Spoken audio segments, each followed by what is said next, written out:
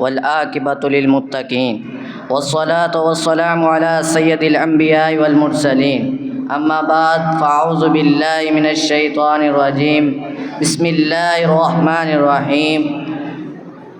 سب مل کر پڑھ لیجیے الصلاۃ والسلام علیک یا سیدی یا رسول اللہ وعلی آلک واصحابک یا رحمۃ للعالمین۔ درود شریف کا نذرانہ پیش کرنے کے بعد میرے سامعین محترم، آپ سب کو میری طرف سے السلام علیکم ورحمۃ اللہ وبرکاتہ۔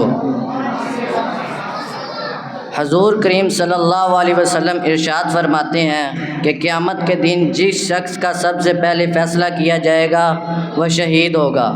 اس کو لایا جائے گا، اللہ تعالیٰ اسے اپنی نعمتیں یاد دلائے گا، وہ ان نعمتوں کو یاد کرے گا۔ اللہ تعالیٰ فرمائے گا بتا تو نے ان نعمتوں کو پا کر کیا کیا؟ وہ کہے گا اے بارک تعالیٰ میں نے تیری نعمتوں کو پا کر تیری راہ میں جہاد کیا، یہاں تک کہ لڑتا لڑتا شہید ہو گیا۔ اللہ تعالیٰ فرمائے گا تو جھوٹ بول رہا ہے، تو نے اس لیے یہ کیا تاکہ لوگ تجھے شہید کہیں، جو تجھے لوگوں نے دنیا میں کہہ دیا، لہٰذا آخرت میں اب تیرے لیے کوئی اجر نہیں ہے، تو اس کو جہنم میں ڈال دیا جائے گا۔ دوسرے شخص کو لایا جائے گا جو کہ عالم دین قاری ہوگا، تو اللہ تعالیٰ اسے اپنی نعمتیں یاد دلائے گا، وہ ان نعمتوں کو یاد کر لے گا۔ اللہ تعالیٰ فرمائے گا بتا تو نے ان نعمتوں کو پا کر کیا کیا؟ تو وہ کہے گا اے بارک تعالیٰ میں نے تیری نعمتوں کو پا کر لوگوں کو دین سکھایا، خود دین سیکھا۔ تو اللہ تعالیٰ فرمائے گا تو جھوٹ بول رہا ہے، تو نے دین اس لیے سیکھا تاکہ لوگ تجھے عالم دین کہیں، قاری کہیں، تو جو کہ لوگوں نے تجھے دنیا میں کہہ دیا، لہذا تیرا بھی آخرت میں کوئی اجر نہیں ہے، تو اس کو بھی جہنم میں ڈال دیا جائے گا۔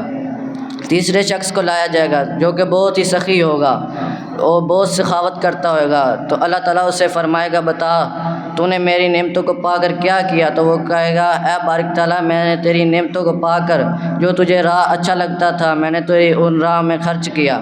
تو اللہ تعالیٰ فرمائے گا نہیں تو جھوٹ بول رہا ہے، تو نے اس لیے خرچ کیا تاکہ لوگ تجھے سخی کہیں، جو کہ لوگوں نے تجھے دنیا میں کہہ دیا، لہذا تیرا آخرت میں کوئی اجر نہیں ہے، تو اسے بھی جہنم میں ڈال دیا جائے گا۔